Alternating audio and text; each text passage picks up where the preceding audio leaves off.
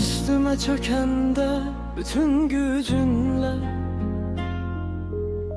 ümidim ışıklı gündüzlerimdir. Karaltsan dünyamı bil ki sen gece, gece mən qəmliyəm, növbə sənindir.